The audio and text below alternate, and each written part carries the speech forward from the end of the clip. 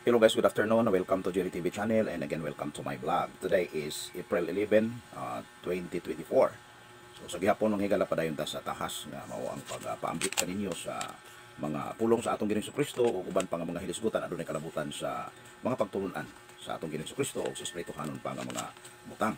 So niningtak na asa kaponon akong i-share kaninyo ang ato ang hilisgutan kabahina sa the beauty of being a full gospel believer. The beauty of being a full gospel believer. Sa atong kapanahonan karon kung atong panid-an ang palibot nato o bisan pa man sa tibuok nga kalibutan mga kaigsuonan ko kigalaan sumala pa sa mga survey, adunay mga libuan na ka mga gitawag nato nga religious organizations ang nagalungtad. So kini sila mga kaigsuonan ko kigalaan usahay makahatag nato og mga kalibog kung asa gayon niini ang sakto, asa niini ang kamatuoran, asa niini ang reliyon nga makitir gyud ta padulong sa langit. Kini sila mga kaigsunan ko kaya halos mo ang kuntanan nga naa sa kamatuoran. Pero ninintak na ako sa punon, ako lang ipakita ninyo ang gitawag nato nga bird's eye view nga makatabang nato kini higala sa pagdetermine kung asa gayud niini nga mga simbahan, niini nga mga pundok, denominasyon, relihiyon ang matawag nato nga anaa sa kamatuoran. Okay. Number 1 mga kaigsunan ko kigalaan, dapat ang usa ka simbahan makonsider siya nga anaa sa kamatuoran if ang Biblia ingon nga pulong sa Dios, the Bible which is the word of God in the language of man, himuon nila mga kaigsunan ko sa ilahang pundok as the sole basis for all or for every Christian faith and conduct. So mahimo ka nga inunta na kas maturan sa dihang ang Biblia himuon nimo ni siya nga sole basis. Buot pasabot sa sole, only one basis. Wa nay lain pa nga imong i-consider nga basihanan alang sa inyohang Kristohanong mga kalihukan, mga Kristohanong kagawian batasan labaw sa tanang Kristohanong mga pagtulunan. Wa nay lain pa.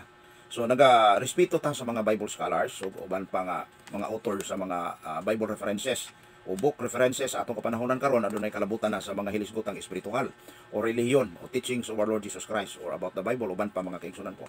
But as far as the final basis or the authoritative authoritative nga guideline dapat ato gyung hatagan og number 1 nga importansya o dako nga pagtagad mga kaigsunan ko kahigalaan ang direktiba o guidelines gikan sa pulong sa atong Ginoong Kristo nga naisulat dinhi sa balaang kasulatan ang Biblia. So maayo man ang doon natay gamiton nga mga references usab sama sa uban atong mga higala gikan sa uban nga mga pundok nga mukutlo sa Biblia o niya mukutlo pod sa uban pang mga referensya aron ang ilang doktrina pabarugon o niya lig-unon. Pero mas maayo mga kaigsunan ko kahigalaan nga himuon nato diha sa atong simbahan nga Biblia lamang ra kini himuon nato siya nga basihanan alang sa Kristohanong tanang Kristohanong kalihukan, batasan o kinaiyahan labi na ang mga pagtulunan. The Bible is the sole basis for all our Christian faith and conduct. Wa nay lain pa. Dunay uban nato nga mga higala ang ilahang founders in which author usab sa mga books gina-consider nila mga higala ang ilahang mga ang libro sa ilang founder as authoritative. So mura og parehas og authority o parehas ang ilahang tan-aw nga inspired by God. Murag ang ilahang tan-aw sa mga books sa ilahang founders aduna kini siya ay autoridad sama sa autoridad nga nabatunan sa Biblia nga mao ang pulong sa Dios. So, dili na maayo mga igsoon. Unsa may dangatan sa ato ang ingno nato diha sa ato ang religious sectors sa atong mga katilingban. Kung ang matag pundok sa atong sikta o si iglesia o relihiyon nga gipasakupan, mahimo silang mga authors og mga libro, mga kaigsuon ko kahigalaan og ang matag sakop niini mga-consider sa mga libro sa ilahang mga founders as pareha og authority, parehas og gahom, parehas og ino nato authority sa Biblia mga kaigsuon ko kahigalaan. Dili na madrawing magkadaiyan na gyud og magkaguliyang na mga kaigsuon ko kahigalaan ang atong mga doktrina. Pero sultihan ta mo, magkauyon ang tanan nato nga mga doktrina magkaparehas tang tanan biblikanhon. Sa dihang ang pulong sa Dios may atong bugtong himuong basihanan alang sa Kristohanong mga pagtulunan. Sama pananglitan kang Ellen G. White. Ang membro sa Seventh-day Adventist nagakonsider sa mga writings ni Ellen G. White as inspired by God sama sa inspiration sa atong mga Biblia. Sama kang Joseph Smith, nagatanaw ang mga membro sa ni Joseph Smith kining mga Mormons sa atong mga kaigsuonan kahigalaan. Ang mga sinulat nga libro ni Joseph Smith inspired usab o tinuga sa Dios kung sama sa pagtuga usab sa Biblia.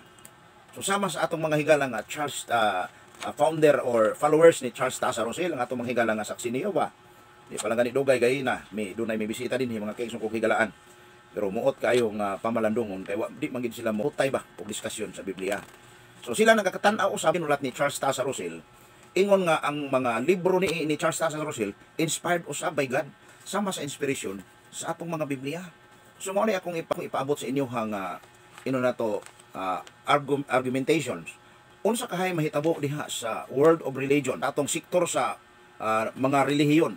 Kung ang matag founders na mga books nga ilang pagahimuon o mga author sila o mga books, unya ang tanang mga membro usab niini magkadaiya sila og follow o tan-aw o tuo o dawat sa ilahang mga sinulat sa ilahang mga pangulo ingon nga sa otoridad sa Biblia. Mga kaigsoon ko kigalaan dili maporma magkaguliyang ang atong mga doktrina. Kung ang Biblia may atong himuon nga bugtong basihanan alang sa atong tanang kalihukan, tanang kinaiyahan, kagawian o labi na ang mga pagtulunan, mga kaigsoon ko kigalaan.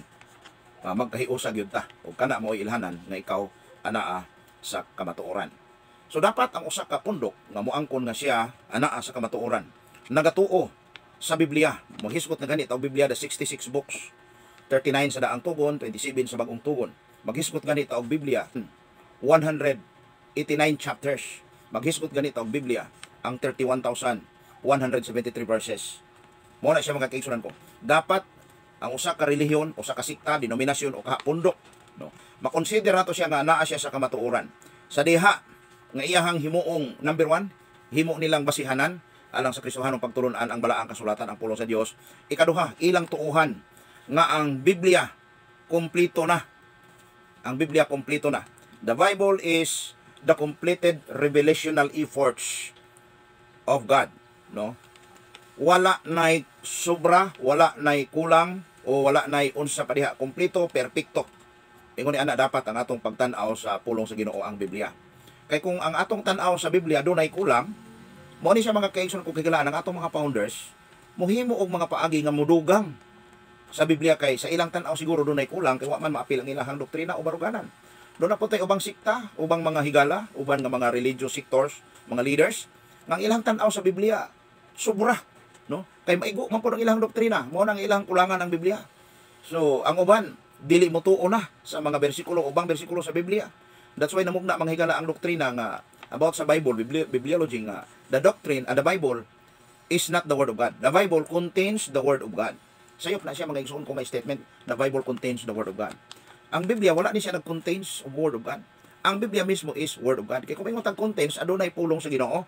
O kung may nga ang Biblia adunay pulong sa Ginoo, nagpasabot nga adunay dili usab di ay pulong sa Ginoo. So diha ta mga kaigsunan ko masayop sa ato ang baruganan o masayop sa atong tinuhuan o sa atong mga pagtulunan.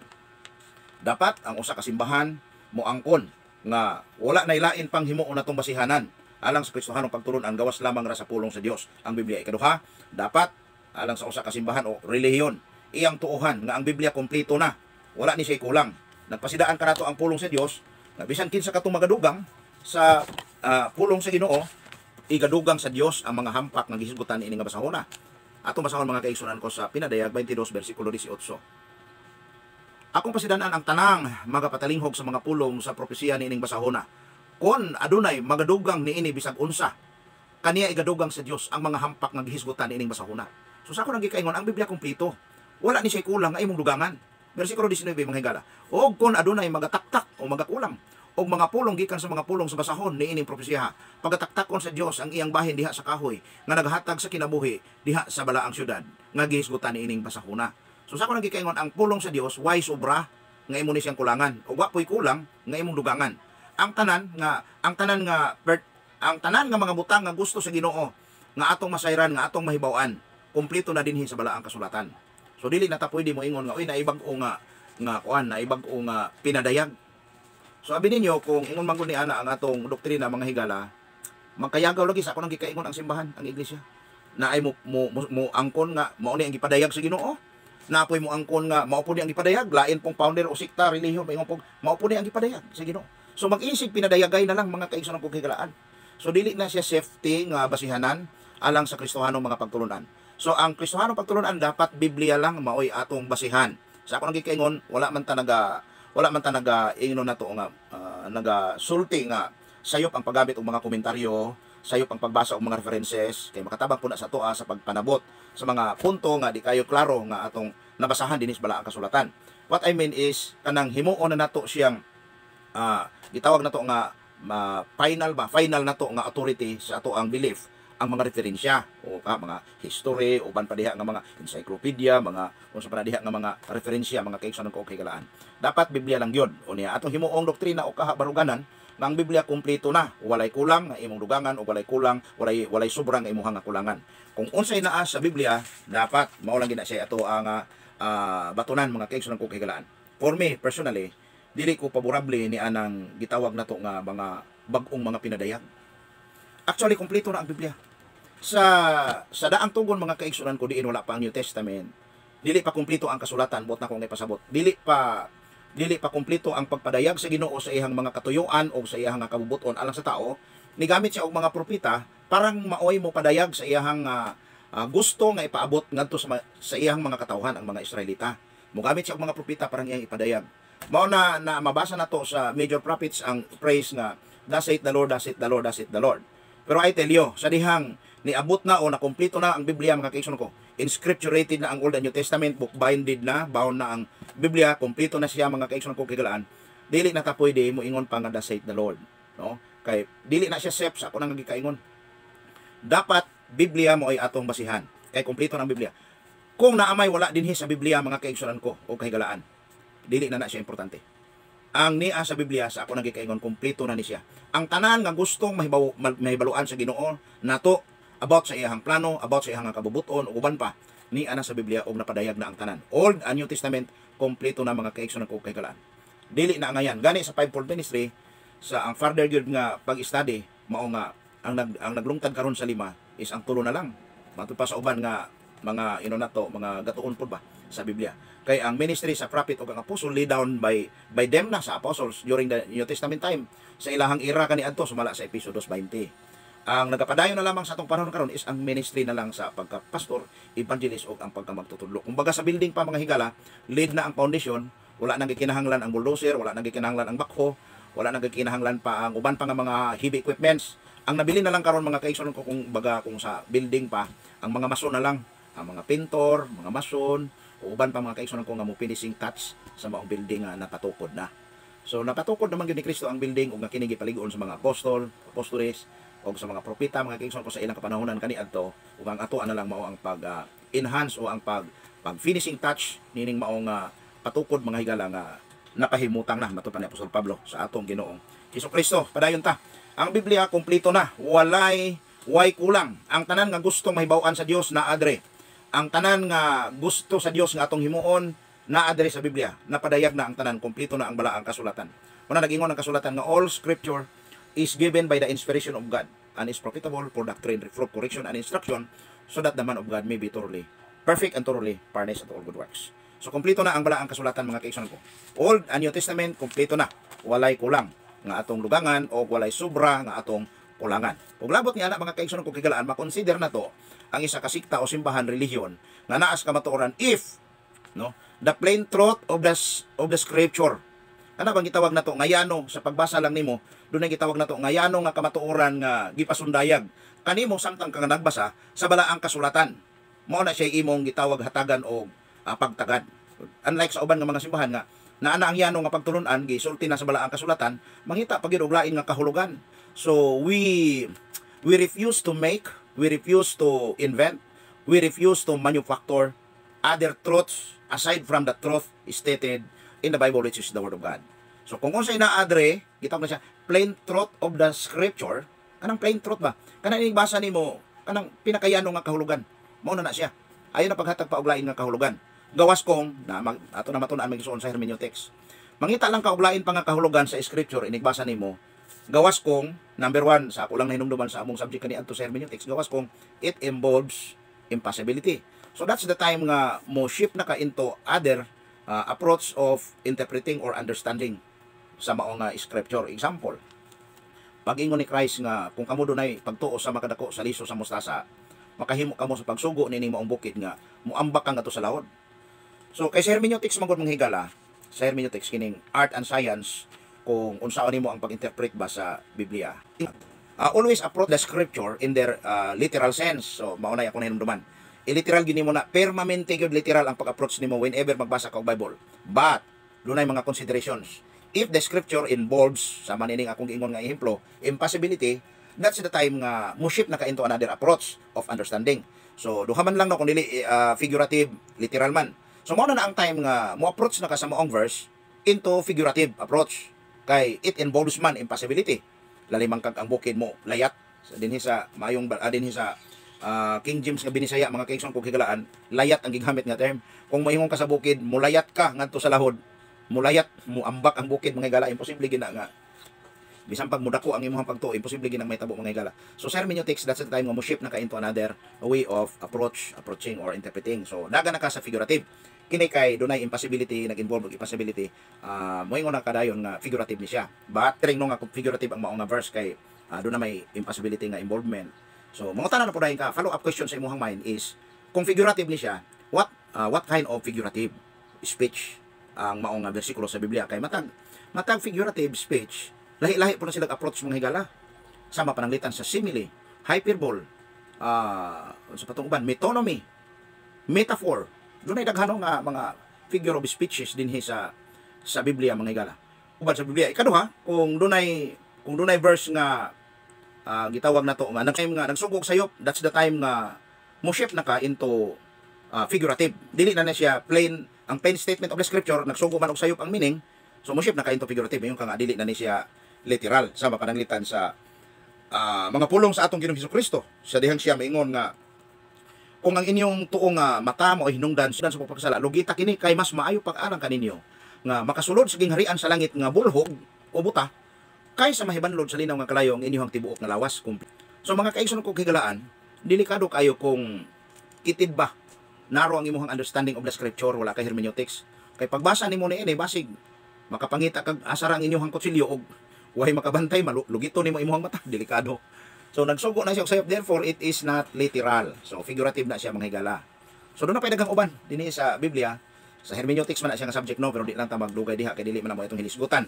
Mga kabahin lamang kana siya sa hermeneutics tungod kay nahisgutan kini tungod kay naghisgot man ta og gitawag nito nga plain statement o plain truth, unsa tigi plain truth statement of the scripture. Kanang plain nga truth ba. Pagbasa nimo mao na dayon na siya, mao na siyang kahulugan ana. Ayaw na pangita pa og lain pa nga kahulugan para lang mo i-justify nimo ang imong baruganan, para lang dili maigo ang imong doktrina, sayop na siya higala. So dili ka makonsider nga naakas kamatuoran, no? Kinahanglan kung unsay naa diha gipadayag sa kamatuoran sa pulong sa Ginoo, dawata na siya ingon nga kamatuoran. So ikatulo mga higala, dawat makonsider nato ang pundok o sikta relihiyon nga naa sa kamatuoran. Sa diha nga ikaapat na nino, sa diha nga ang Biblia, no, generally speaking, himuon nato ni siya nga final rule of all our doctrines, beliefs and conduct as a Christian. Final rule or guideline. So mabasa nato mahigsuon ang 1 Corinthians chapter 4 verse 6. Gusto nako ni siya nga basahon nato, no? Basahon nato diri sa NIV translation. Nag-ingon ang pulong sa Ginoo. Now brothers, I have applied these things to myself and Apollos for your benefit, so that you may learn from us the meaning of the saying, do not go beyond what is written. Mao ni siya ang himuon natong final principle sa atong pangalagad sa Ginoo mga kaigsunan ko, o sa atong ingnon nato matag usa ka mga kasimbahanan. Do not go beyond what is written in the Bible. Dili gyud ta mo musubra, di pud ta dapat nga mokulto.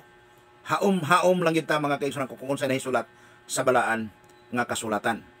So sa ako nang nagkikaingon, makonsider nato ang usa ka pundok o relihiyon nga naa sa kamatuoran, provided makita nato ning upat ka mga butang. Number 1, ang Biblia gihimo nila nga sole basis. Usa lang yun. Secondary na lang ng mga referensya. Number 1 yun ang Biblia, sole basis of all our faith and conduct as Christians. Ikaduha, makonsider nato nga naa sa kamatuoran ang relihiyon o iglesia, simbahan, sa diha nga iyahang gituohan nga ang Biblia kumpleto na. Walay kulang nga dugangan, walay sobra nga kulang, walay kulang nga imong dugangan o walay sobra nga imong kuhaan. Kuhaon nimo kay nasobrahan. Kumpleto na. Mo ni gitawag nato nga kung unsay nahisulat na gyud mga kaigsoon ko, kumpleto na siya, wa nay kulang, wala nay revelation pa nga uban pa, kay kumpleto na ang pagpadayag sa Ginoo sa mga pulong. Ikatulo, makonsider nato nga naa sa kamatuoran if ang matag kahulugan sa bersikulo mga kaigsoon ko ilang tan-awon ang iyahang plain truth statement of the scripture. no? Gawas kung dunay mga special cases na mga kaigsunan ko din hinata mo hatag og lain pa nga mga meanings. Pero as long nga dili sayop ang pagsugo, as long nga dili imposible nga mahitabo, so kini sila mga literal o mga plain statement or plain truth statement of the scripture. Ikaw pat, ang final guideline yun na dapat nato alang sa Kristohanon nga mga pagtulunan o reliyon nga naa sa kamaturan, mao jud ang Biblia. You should not go beyond what is written. Kung unsay nahisulat, maorgid na siya. Ayaw pagpasobra. Mga kaigsunan ko kay galaan nganong ako man siyang hisigutan. Kung ikaw nagtanaw ani nga video sa kabiblikanhon ka nga pagkatao. So these teachings is for you. Kini nga mga pagtudlo para ni siya sa imuha kung ikaw sa ka biblikanhon nga pagkatao. Kung do nabitay mga sale sa mga mall, mato dayon ta sa mga labi nag mga t-shirt, mga igsuon nga nindot kayo mga t-shirt o ka mga pantalon, ato man dayon tanawon kung branded ba ni, di ba? Kung mga gamit na gani atong pangitaon o mga sinina, ato man dayon susihon kung branded ba, di ba? Tinuod kung pananglitan pang-apply man galing og mga trabaho sa mga kumpanya. Kung una dayon natong himuon, ato man sa dayong susihon kung legit baka ni nga kumpanya basig ma-scam tani ini, di ba? Nindot ta siya. Kung mga kalihukan pod o mga transaksyon, di man puta gusto mga illegal. So dapat yun legal yun ang ato ang transaksyon nga himuon, no? Kung adto pud ta sa mga pisa sa makina, no? Mo adto ta og hardware. Mangutana magidayon ta og naabay original nga pisa o kung baligyan ta og pisa mangutana pud ta sa baligya original ba ni nga pisa.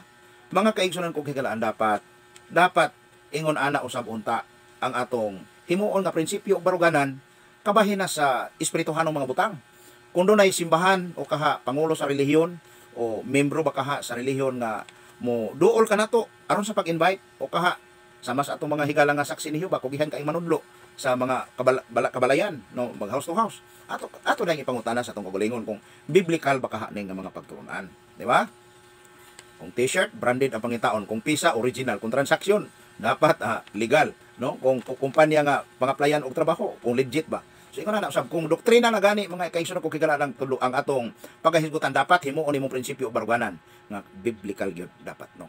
Bisag kung sa imong relihiyon o pangalan sa karatula, mga kaigsunan ko kigalaan kung dili biblikanhon ang imong mga doktrina nga gibarugan, sultihan ko ikaw nga wala ka pa diha sa kamatuoran. Dawat sa mga pagtulunan sa atong Hesus Kristo kung wala kay Biblia, pamalit og Biblia, no?